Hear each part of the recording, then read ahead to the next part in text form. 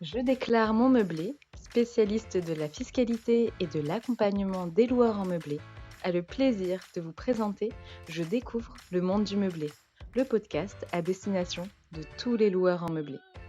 Que vous envisagiez de vous lancer dans l'aventure de la location meublée ou que vous soyez déjà fin connaisseur des avantages de cette activité, retrouvez-nous chaque semaine pour parler conseils, bons plans et suivre ensemble l'actualité de la location meublée.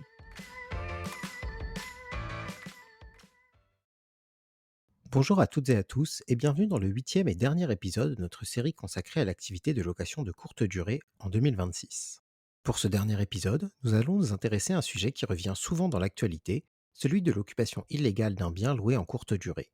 Si ce phénomène reste très marginal, l'attention qu'il reçoit, notamment dans la sphère médiatique, contribue souvent à donner à cette pratique l'aspect d'un phénomène massif et incontrôlable, mais également à entretenir le flou sur ce que recouvrent vraiment les notions de squat et d'occupation illégale en droit français. Comment distinguer le squat et l'occupation illégale? Comment réagir sur la situation? Quelles sont les bonnes pratiques à adopter pour éviter une telle situation? Voilà autant de questions que nous allons aborder dans cet épisode du podcast Je découvre le monde du meublé. Commençons donc par différencier les différentes situations qui peuvent être rencontrées par les loueurs de courte durée. Dans le langage courant, le terme de squatteur désigne une personne qui se trouve dans un logement hors de tout cadre légal, quelle que soit la situation, à savoir une entrée illégale dans le logement ou un maintien après la fin de la période de réservation. Du point de vue juridique, le droit français opère toutefois une distinction entre les deux notions que sont le squat et l'occupation sans droit ni titre. D'un côté, le squat désigne une situation dans laquelle là où les personnes occupant le logement y sont entrées par effraction, menace, violence ou manœuvre frauduleuse. Il s'agit d'une infraction pénale qui relève de l'article 226-4 du Code pénal. L'occupation sans droit ni titre, quant à elle, désigne une situation dans laquelle, après avoir initialement reçu l'autorisation d'entrer dans un logement, une personne choisit de s'y maintenir à l'expiration de son droit d'occupation, qui est bien souvent la date d'expiration du bail. Il s'agit alors d'une infraction civile. En location de courte durée, le cas le plus courant est donc celui d'une occupation sans droit ni titre, puisqu'il correspond au cas dans lequel un occupant entre dans un logement qu'il a initialement valablement réservé, et donc dans lequel il est autorisé à entrer, mais refuse ensuite d'en partir à l'échéance de la période de réservation. Toutefois, même dans ce cas, il est possible que la qualification devienne pénale si l'entrée dans les lieux a été obtenue par tromperie caractérisée, soit par exemple en produisant de faux documents ou une fausse pièce d'identité.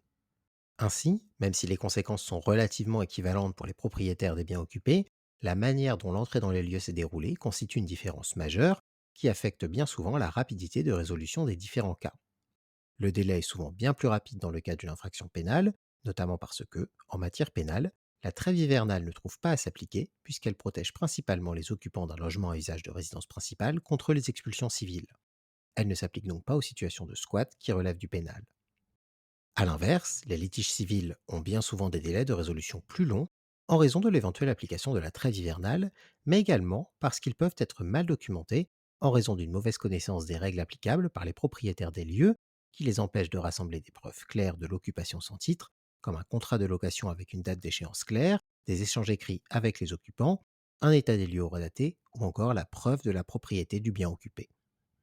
C'est la raison pour laquelle, lorsqu'un logement est loué sur la courte durée, il est important d'agir rapidement, tout en évitant absolument de se mettre en faute, car les propriétaires ne sont pas libres de prendre toutes les mesures qu'ils souhaitent pour mettre fin à cette situation, et encore moins de se faire justice eux-mêmes.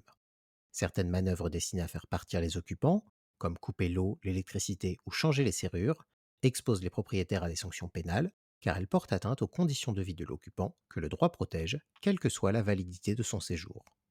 Dès lors que la volonté de l'occupant de se maintenir dans les lieux après la fin de son séjour semble avérée, il est donc nécessaire de formaliser le litige en adressant une mise en demeure écrite et, éventuellement avec l'aide d'un commissaire de justice, en faisant constater les faits et rassembler toutes les preuves disponibles, y compris le contrat et les échanges sur la plateforme, au besoin en faisant des captures d'écran. Dans le cas où la réservation était réalisée via une plateforme, il est également important de penser à faire un signalement auprès de celle-ci afin d'ouvrir un dossier officiel, de bloquer le compte du voyageur et, le cas échéant, de préparer une demande d'assistance ou d'indemnisation. En effet, même si la plateforme n'est pas compétente sur l'aspect juridique, elle constitue un acteur clé dans la gestion du dossier. En l'absence de qualification pénale, ce qui sera donc le plus souvent le cas pour un voyageur qui reste dans les lieux après la période de location, c'est la voie civile qui s'impose. Vous devrez donc saisir le juge des contentieux de la protection qui pourra ordonner des mesures provisoires, comme l'expulsion, avant que le litige ne soit définitivement tranché à une date ultérieure. Cette saisine du juge peut avoir lieu en référé, voire en référé d'heure à heure en cas d'urgence caractérisée. Le référé d'heure à heure est une procédure d'urgence exceptionnelle qui permet de saisir un juge dans des délais extrêmement courts, parfois sous quelques jours. Il est réservé aux situations où l'attente d'une audience classique causerait un préjudice grave et immédiat. Dans le cadre d'un refus de départ, ce référé peut être envisagé lorsque le logement est menacé de dégradation, que l'activité professionnelle du propriétaire est gravement impactée ou que les circonstances rendent la situation particulièrement urgente. Son usage reste toutefois encadré et nécessite un dossier solide. De plus, il reste nécessaire de garder à l'esprit que, même dans l'urgence, la bonne tenue d'une procédure, condition sine qua non à sa réussite, tient notamment à la capacité du plaignant à produire des pièces précises, claires et cohérentes afin d'étayer le dossier. Cela entraîne donc souvent des frais d'avocat et de commissaire de justice, dont le montant est variable selon l'importance de la situation. La voie pénale, quant à elle, est plus rare en termes d'occupation de logements loués par des plateformes, mais peut tout de même être sollicitée en cas d'indice d'effraction, de fraude ou de violence. Un dépôt de plainte peut alors permettre une intervention rapide des forces de l'ordre. En effet, la police peut intervenir sans attendre une décision du juge civil lorsqu'il existe une qualification pénale claire, à savoir les situations d'effraction, de fraude manifeste, d'usurpation d'identité, de violence ou de menace. Cependant, la qualification pénale dépend étroitement des faits et de la validité de leur constatation, une simple prolongation abusive du séjour n'étant pas suffisante. Chaque situation doit donc être analysée au cas par cas, idéalement avec l'aide d'un avocat, afin d'éviter un dépôt de plainte inadapté qui serait finalement classé sans suite, renvoyant le propriétaire à la case départ. En parallèle des démarches juridiques, la relation avec la plateforme joue un rôle important. Lorsqu'un occupant refuse de partir, la plateforme peut suspendre ou supprimer son compte, ce qui limite les récidives et renforce le dossier du propriétaire. Dans certains cas, une indemnisation peut être proposée, mais attention, car les dispositifs de type Aircover visent principalement les dommages matériels et certaines pertes directes. En revanche, ils ne couvrent pas automatiquement la perte de jouissance du logement, ni les frais juridiques engagés. Il en sera d'ailleurs de même pour les assurances prises par le propriétaire dans le cadre de son activité. Ainsi, il est rare qu'une assurance propriétaire non occupant, plus communément appelée assurance PNO classique, souvent souscrite par les bailleurs et même obligatoire pour les biens situés dans des immeubles en copropriété, couvre les frais occasionnés par ce genre de situation. Dans la plupart des assurances PNO, les dommages visés sont ceux causés aux biens ainsi qu'aux occupants, mais les risques liés à l'occupation illégale sont souvent exclus ou très encadrés.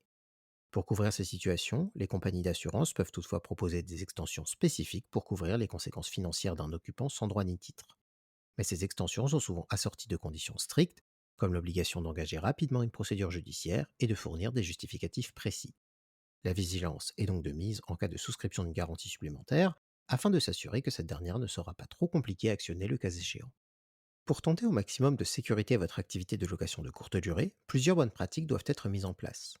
La première tient aux vérifications qu'il est possible de faire en amont de la réservation, notamment si elle est réalisée par le biais d'une plateforme, car la plupart des occupations illégales arrivent après une réservation faite sur une plateforme sur laquelle il est relativement aisé de créer un faux profil. Il est donc recommandé d'exiger des profils vérifiés, disposant d'un historique cohérent et d'avis positifs.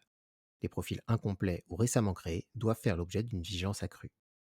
De plus, un échange préalable permet de demander des informations sur le motif du séjour, le nombre exact d'occupants et les dates prévues.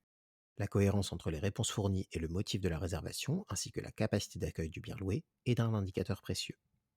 Attention, si les loueurs peuvent être également tentés de demander la communication des pièces d'identité des locataires saisonniers, cette dernière doit respecter les règles fixées par la plateforme et par la réglementation sur la protection des données personnelles. En pratique, il est donc préférable de passer par les outils intégrés proposés par les plateformes qui encadrent la collecte et la conservation de ces informations. Demander des documents en dehors de ce cadre peut exposer le propriétaire à des difficultés juridiques, notamment vis-à-vis du Règlement général sur la protection des données, ou RGPD. La deuxième est le contenu du contrat de location, qui est un outil de prévention essentiel, même s'il fait souvent l'objet d'une attention limitée en location de courte durée, notamment parce que, dans ce cadre, la loi ne prévoit pas de mention obligatoire. C'est la raison pour laquelle il est important d'y faire figurer des informations clés et d'y ajouter les bonnes clauses. Ainsi, il doit à minima prévoir une durée déterminée, l'interdiction de changer les serrures, l'obligation de restituer les clés à l'échéance, ainsi que la possibilité de réaliser un état des lieux à distance. Il est également utile d'y inclure des clauses relatives à l'occupation strictement personnelle du logement ou de prévoir des pénalités en cas de retard de départ. En troisième lieu, vient la sécurisation des accès au logement qui est un levier majeur. Les codes temporaires, les serrures connectées et les badges à durée limitée permettent de contrôler précisément les entrées et sorties. Attention toutefois au recours aux caméras, qui peut être tentant pour les loueurs, Elles sont strictement interdites dans les espaces privatifs. Elles ne peuvent être installées que dans des parties communes clairement signalées et de manière conforme à la réglementation, comme nous le rappelions dans l'épisode précédent de cette série. Enfin, il est utile de se prémunir contre l'ouverture frauduleuse d'abonnements d'eau et d'électricité et la mise au nom des occupants des compteurs. En effet, il arrive que des occupants sans droit ni titre ouvrent des comptes d'électricité, de gaz ou d'eau à l'insu du propriétaire afin de justifier artificiellement leur présence dans le logement et ainsi de ralentir tout procédé d'expulsion. En ce domaine, la prévention passe par une gestion active des abonnements et il est conseillé de conserver les contrats d'énergie au nom du propriétaire ou d'un gestionnaire et de surveiller régulièrement les relevés et courriers des fournisseurs. En cas de découverte d'une telle situation, il est recommandé de déposer plainte pour usurpation ou fraude, puis de contacter immédiatement le fournisseur concerné afin d'obtenir la résiliation du contrat. Celle-ci sera généralement possible après présentation d'une preuve de propriété ou encore du contrat de location saisonnière sur lequel figure la date de fin de bail. Quoi qu'il en soit, tous les échanges avec le ou les fournisseurs doivent être conservés car ils peuvent s'avérer utiles au cours de la procédure devant les tribunaux. À titre de conclusion, il est également utile de préciser que la durée du séjour initial prévue lors de la réservation ne fait naître aucun droit particulier pour l'occupant, même si, contrairement à une idée reçue, il dépasse les 30 jours.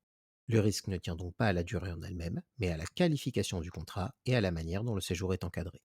Tant que tout est réalisé dans les règles pour encadrer et caractériser une période de location déterminée, la durée du bail saisonnier n'a aucun impact sur les suites juridiques d'un éventuel litige. C'est sur cette précision que s'achève le dernier épisode de notre série sur la location de courte durée. Nous espérons qu'elle vous aura permis d'en apprendre plus et de répondre à toutes vos questions sur l'ensemble des aspects de cette activité. Si vous avez aimé notre podcast, faites-le nous savoir et n'hésitez pas à vous rendre sur notre site internet, à nous suivre sur les réseaux sociaux ou encore à nous contacter directement par téléphone ou par mail à l'adresse contact@jedéclaremonmeublé.com.